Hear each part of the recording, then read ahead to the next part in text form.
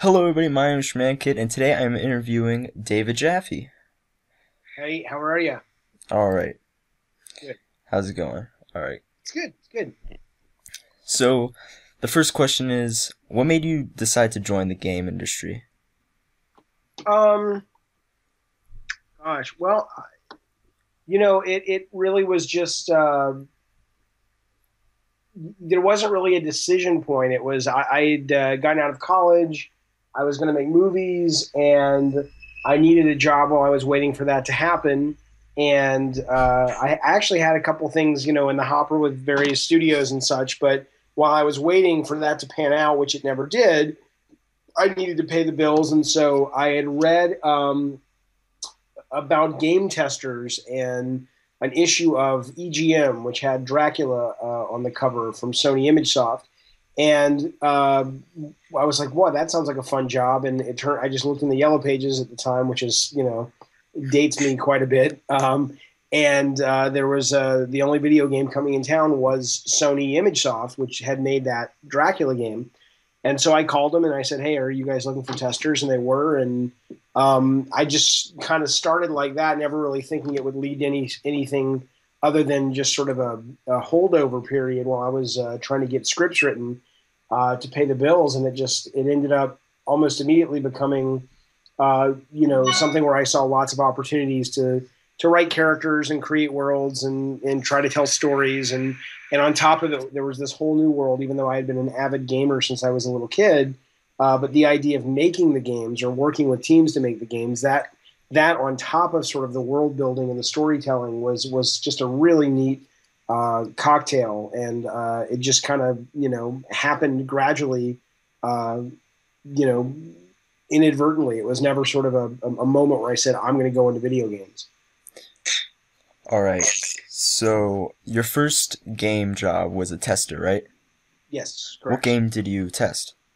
I tested the very first game I tested was Hook, which was one of the very rare games from Sony ImageSoft that was pretty good. Most of the games they put out were really rushed, poorly designed games based on Sony Picture franchises or wannabe franchises like Last Action Hero, Cliffhanger with Stallone. There were a couple of gems in there. Hook, I think, was one of them. There was a Super Nintendo game from the guys who did Skyblazer, which we also did. They did a Spawn game, Equinox, Solstice.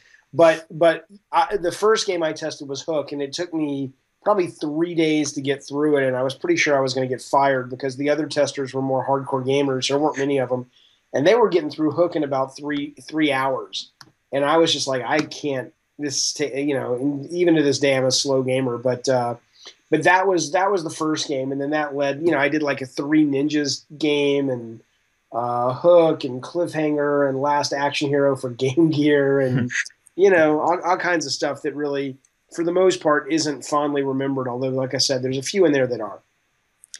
All right. So, when did you start making Twisted Metal? Well, so we when I was with Sony ImageSoft, I had a design partner, a guy who's still working in games named Mike Yam, and he and I, along with some of the Sony executives, had been turned on to this company called Evans and Sutherland, who really, if you follow things like Pixar and 3D graphics, were really at the forefront of that. But they were also doing military sims, and we went out there for a meeting, and it was the first time I'd ever seen 3D. Up until that point, it had all been sort of 2D sprites and side-scrolling games and things like that.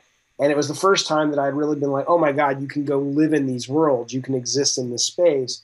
And it was basically on the trip back from that meeting, which we decided we wanted to work with these guys, that we were stuck in traffic in LA. And it was just like, oh my God, we should totally do a game where you get to blow all these cars away and stuff like that. And so that was the inspiration for it. And that was, the group out there. Evans and Sutherland never really ended up going, I don't believe, into the game space.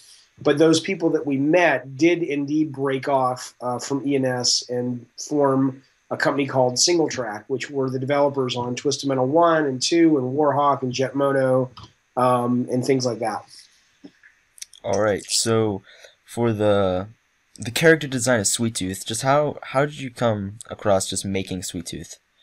Well, I mean, again, just I don't draw. I wish I could, but I don't really, there's always a group effort included in this. I mean, my contributions were, I remember sitting with Alan Becker, who ran the group, and Mike Young, who I mentioned, and myself in a meeting room at Sony, and we were just trying to come up with any car or vehicle types we could that would fit in Twisted Metal. And I think, as I remember it, Mike had mentioned because we were trying to, we wanted these. We were playing a lot of Mortal Kombat at the time and a lot of Street Fighter, and we wanted these characters or these vehicles to feel very much like characters in a fighting game. And Mike had mentioned, like, we were trying to come up with ways to give them personality. And Mike had mentioned this movie, which was really the only movie Stephen King, the author, had ever directed. I believe he directed it, Maximum Overdrive. And in it, there's this giant semi truck that has this kind of Green Goblin from Spider-Man head stuck onto the grill. And I was like, oh, well, that's great. We should do something like that. And I said, oh, let's do a clown on top of this truck. And we were calling it the demonic ice cream truck. And then, it's just snowballs. So then that went off to a concept artist named Lee Wilson, who went on to be Halo's main concept artist for a long, long time. But he took that, and then as he was doing storyboards with the demonic ice cream truck with the head, he started giving it personality and having it sort of come to life while on top of the truck. And then that gave me an idea to sort of make it more of a story about this character called Sweet Tooth. And, so it's just, in any medium that's creative, it's very collaborative. In this one, especially when you've got these long gaps of time between, it's like we'd come up with that, and then we'd go away for a month and we'd work on other parts of the game, and then we'd get the art back from Lee. There's always just so many people sort of contributing, to the DNA that that's sort of the genesis of him. And then obviously I wanted to reinvent him as a character for Twisted Metal Black, and it seems like that's sort of become the de facto kind of version of Sweet Tooth now, which is more of the serial killer, more of the guy in the mask. If you go back and look at him on the original Twisted, he's much, He's a lot cartoonier. He's much more cartoony, and he's just kind of like a guy with face paint. You don't really know what he is. So that's kind of where he sits right now as a character. We'll see what evolves if anybody else, takes a whack at him from time to time. Do you plan on making another Twisted Metal game? God, no. Why not? Oh, I'm bored of them. I'm so bored of them. So what drove you to make the most recent one? Fear. We had done this game. I had left Sony. I had started the company with a bunch of the people who had been at Single Track. They went from Single Track. They had a company called Incognito Entertainment or Incog Entertainment. And then myself and Scott Campbell, started this company called Eat, Sleep, Play. And right as we were starting it, we were kind of, the reviews and the sales were coming in for a launch game we did for PS3 on PSN called Calling All Cars, which has its fans, and there's aspects of it I remain very proud of, but it didn't set the world on fire in terms of sales. And so we had set up Eat, Sleep, Play because we enjoyed working on Calling All Cars so much that we wanted to make a bunch of games, not thematically like Calling All Cars, but smaller, more mechanics-based games, and kind of get away from the epic kind of stuff that I had just come off of with God of War. And but it kind of tanked. I mean, it didn't tank, but it didn't make a lot of money. It barely broke even, if that. And so I think it was just like, oh shit, well, we don't want to start a company and not do well. Let's, the fans keep asking for another Twisted Metal. We're the team that made that. Fuck it, let's do that. So it really, even though the game that was released had a bunch of problems on some of the sort of the internet code, it's a game from a design standpoint and a creative standpoint I remain very proud of, but it was never a game that began as a passion project. And I think whenever you start something that really isn't driven, especially in this medium where it's so easy to communicate projects to fans, that it's so easy, to tell when you're putting something out there that really isn't from the heart. And I think to go back, like, there are times when I would want to go back, like even today, if Sony said, hey, will you guys do a downloadable only, multiplayer only, or single player only Twisted Metal, and it's 3 levels, and you build it in Unity, and it doesn't have to look photoreal, and you can do it in like 12 months. That's potentially interesting way down the road. But the idea of doing a full-on car combat game, um, I'm that's I can't imagine.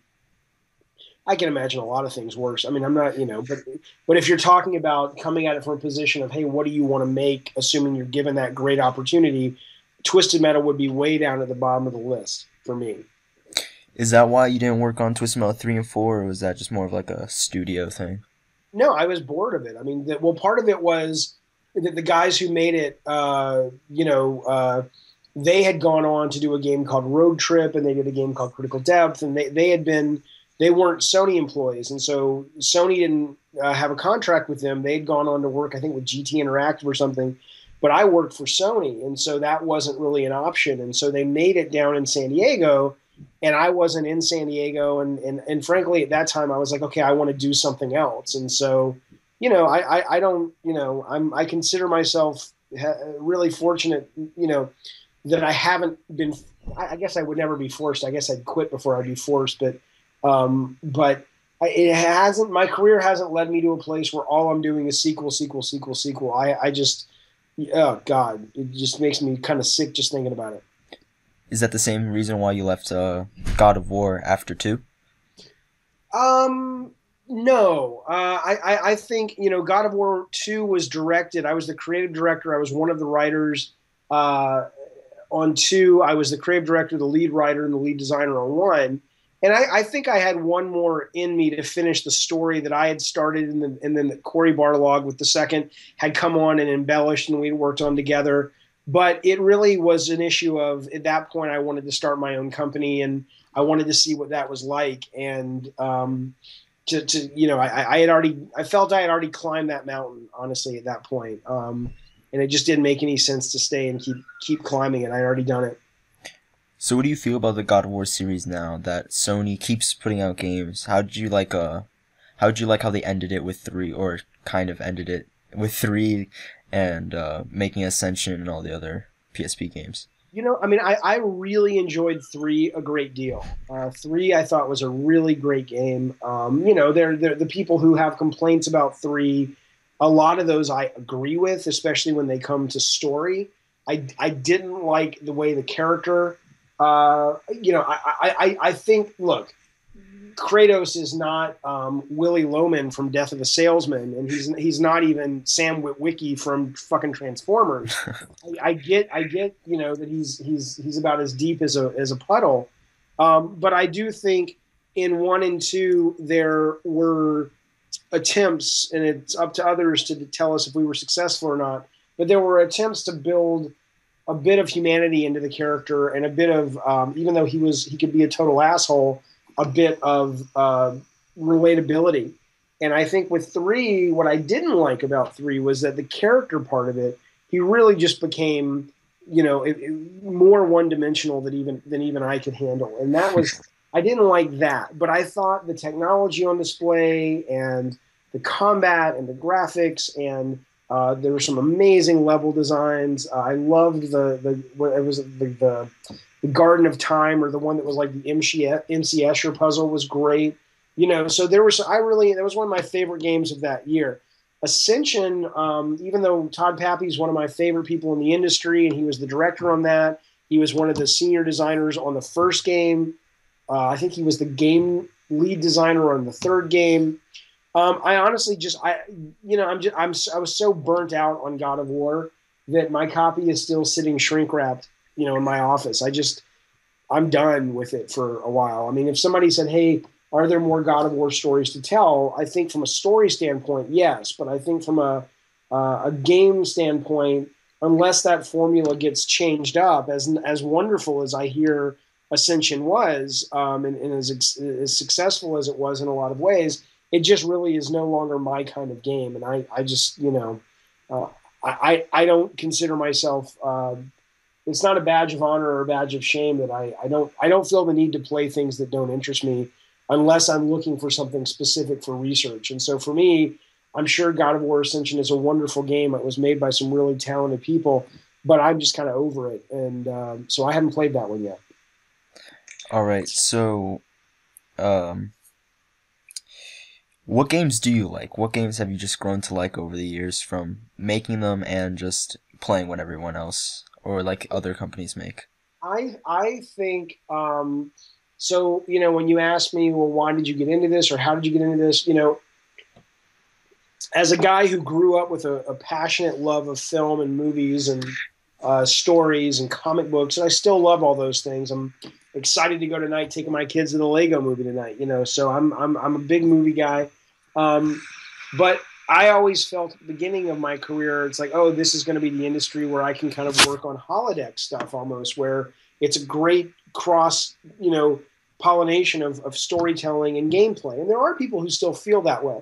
But I'll say that what I've over the years come to realize for myself and see for myself as a designer and as a game developer and as a player is that really, you know, I love the games that really put the uniqueness of this medium front and center. Not from any purist standpoint. It's just that I can get, you know, a great story better told than almost any game in an average episode of a television series.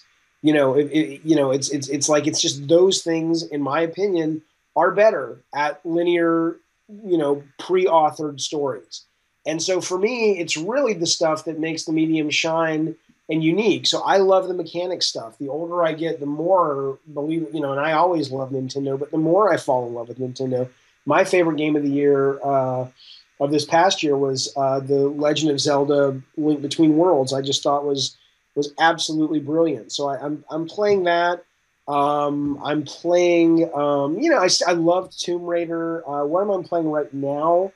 I'm playing a lot of stuff. I'm playing Super Mario 3D World. I'm playing Tearaway. I'm playing Luigi's Mansion, Dark Moon, whatever the sequel, the thing on the 3DS. Yeah. We're using the Haunted House. The second one, the first one, I guess, was on the Cube, if I remember. I'm playing Fire Emblem, loving Fire Emblem. A lot of stuff on Steam. On the flip side, though, I did love Gone Home this year. Gone Home was one of my probably my top game or my second top game of the year, but it wasn't because, oh, look at the story they're telling. It was about the interactivity. It was about the way they manipulated the players. So I'm much more of a interactivity guy. I don't like a lot of the games that a lot of people love these days that are, you know, pretty much aping movies and not all that well. Like most of the games that get everybody going ape shit over their stories would barely cut it, you know, as a sci-fi original movie, you know, of the week. And that's not to be mean. It's just, that's just the way that is, you know. Doesn't mean there aren't some games with some wonderful stories, and there are lots of games with brilliant IP. Like I love Dante in Devil May Cry. It doesn't mean I think the story of Devil May Cry is amazing, but I think the character in his world is amazing. I love Metal Gear Solid. I love the characters. I love the world. I love, you know, beats of the plot. But, you know, come on, those as stories go, they're convoluted. They're overly long. They're talky. They're cliche. But they're also incredibly wonderful in their own ways. But I don't, you know, but I'm not a big guy when it comes to like, I think games are the best storytelling medium. I don't believe that at all. So, for your next game, Yeah. Is it going to be more? Is it going to have like a story-driven aspect to it, or is it going to be more just like it's more about the gameplay and just getting to like this end goal that you just set for? Well, it's always going to always be about the gameplay. Although understanding that, at least the way I look at it, you know, sometimes the gameplay is experiencing the story. I think a story is great in a game as long as it's designed up front to be part of what the interactivity is there for. But our new game we can't talk too much about. It's definitely gameplay heavy, but it's not abstract. It's very much about there is a story. There's a very big epic world. There's a lot of world building and IP building. Even in some of the most sort of straight up hardcore gameplay moments, the design of the story and the world and what's happening is all around you. And so it's very much about writing a story and writing a world and all that, but it's about trying to communicate it to players in the way that we think makes games special, which is through the interactivity. It's not like you're going to be seeing these gobs of cutscenes and we're trying to make a little mini movie that also happens to have some gameplay in between the cutscenes. It's nothing like that, but it is still very heavy with new characters, new world, new IP, and sort of it's epic in that sense. So is this your first game not under Sony? Well, no, I mean, we haven't announced who we're working with or who's funding the game.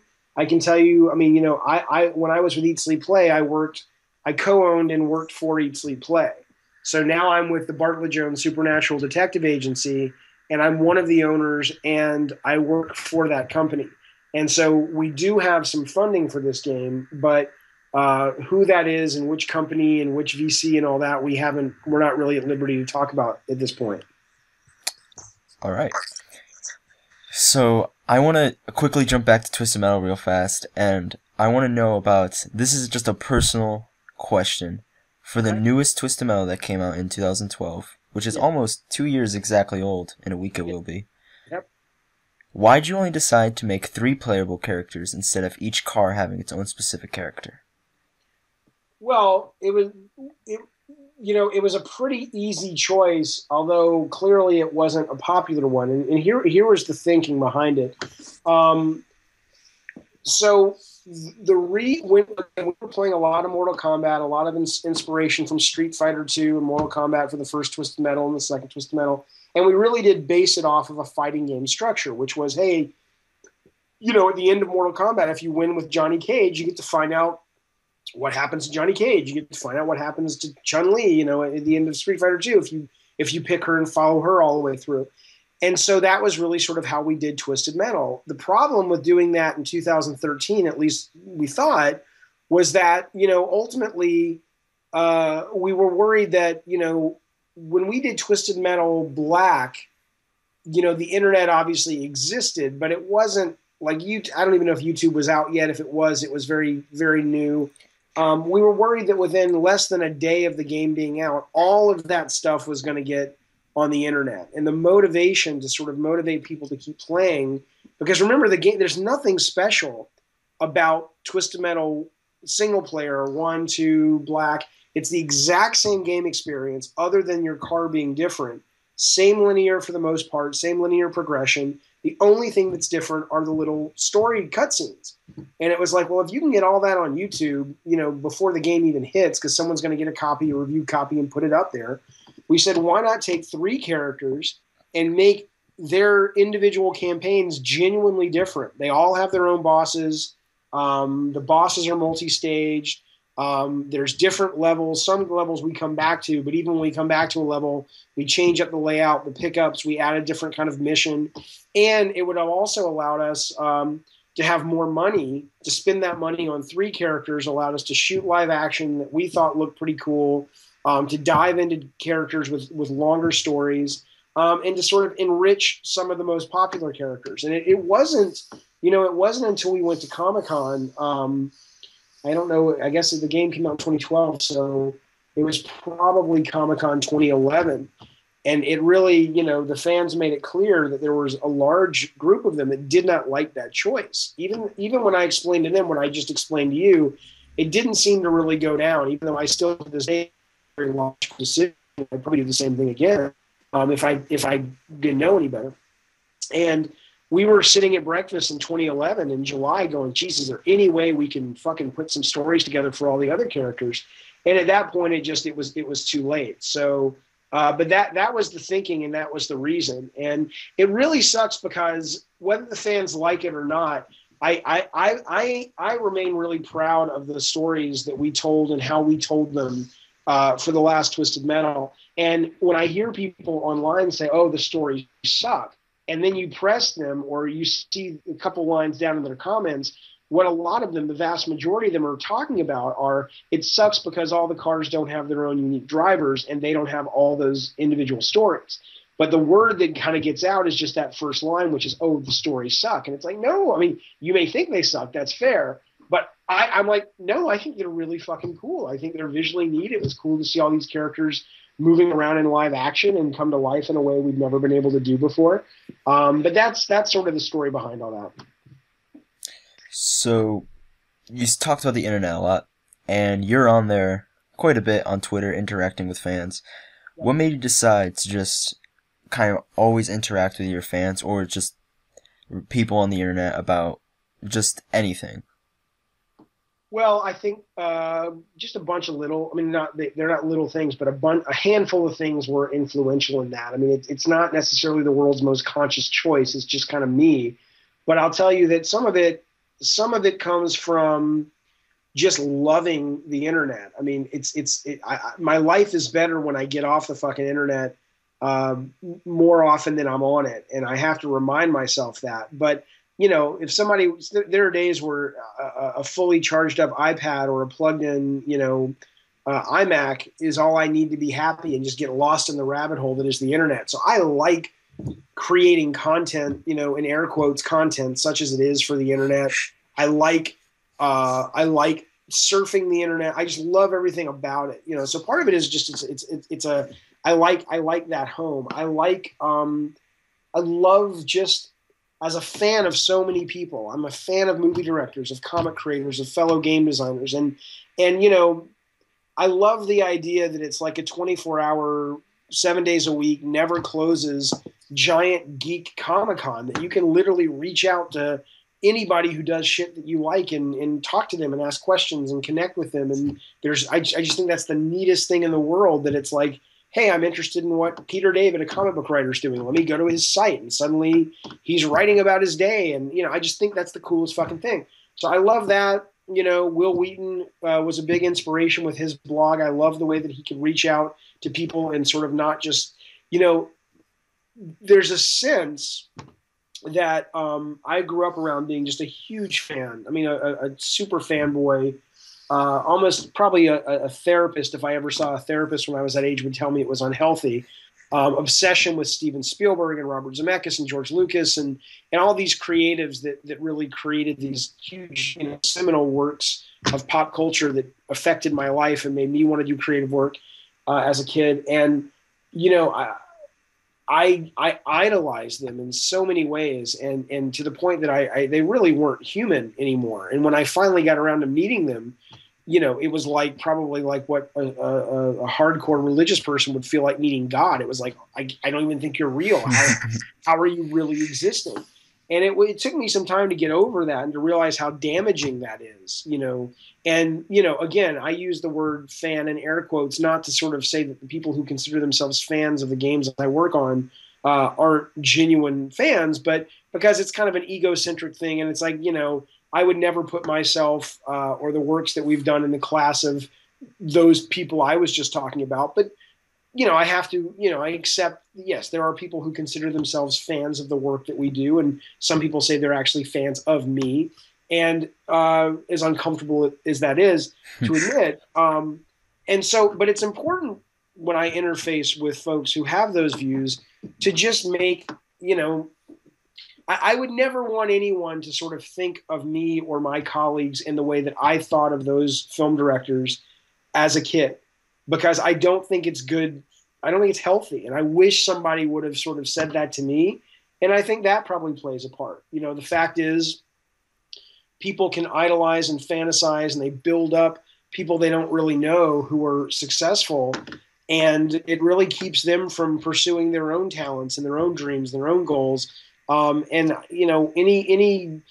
hit I can take on that wall with a sledgehammer to sort of break down that kind of thought, I'd like to do, which means I open myself up, I guess, more than most, to anybody who wants to talk. I'm around, and, I'm just some guy who's raising my kids and making games and having adventures, and, I'm doing the best I can. All right. Well, this is one last question before I wrap the whole thing up, and it is actually a really, off the beat question. Okay. But my friend Kyle, he has literally a poster of you on his wall. Okay. Why? And I guess he really likes you. Wow. It's not next to a jar of Vaseline, is it? I don't think so. Oh, good. Good for you. He wanted me for you to ask you to say hi. Okay. Hi, Kyle. Let's call Kyle right now. Really, you want me to call him and put him in here? Yeah, put him on the phone. All right, let me. And then I got to go because we're going to the Muppets. Not the Muppets. What's it called? The Lego Movie. Okay, let me see. Let me quickly see if he's on.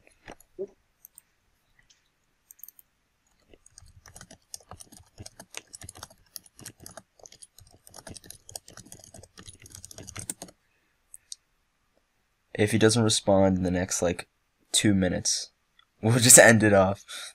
Okay, cool. So, personally, I think my favorite game made by you is actually Twisted Metal Black. I have like a whole 100% save file of that game, and So two you copies. found all the black cubes and everything, huh? Yeah, Wow, very cool. I'm glad you liked it. That's awesome. I I even got the newest Twisted Metal in 2012 on the first day, just so I could have another copy of Twisted Metal Black also on the PS3. Very nice. Very I nice. downloaded it, never touched it. There's not even a save file there, but just knowing it's there, just in case. That's cool. That's awesome. Well, I'd say I'd send you another copy, but I don't even know if I have any copies of that. But yeah, no, I appreciate that. That's awesome. I think, in fact, the guy who wrote, or one of the writers of Twisted Metal 2 and Twisted Metal Black, I'm looking to bring a writer on to this new game, and he's the as soon as we get through this next milestone, he's probably the guy I'm going to call and say, hey, come write this new game with me. So it'll be fun to see if we can. It's nowhere near as dark as Twisted Metal Black, but it's definitely it's got some neat story moments in there that I think he'd be a really good co-writer for. All right, I don't think that he is around currently. So, thank you so much for coming and doing this interview. It was really great. Good. Well, I hope he got you what you needed, and I'm looking forward to seeing. Because what is this your first podcast or what? It's just an interview. It's my first interview. Hopefully, I get more with other people. And you want to go? You want to do games journalism? It's an option. I might do it, or I might actually go into like computer science and maybe actually make a game. It depends. I mean, hey, I believe very much in games journalism if it's done well, but that'd be great to see you go into games too. So whatever you do, I wish you luck, and thanks for having me on, and thanks for talking, and shoot me a link when this goes up. All right. Thank you. All right. See you, man. See ya.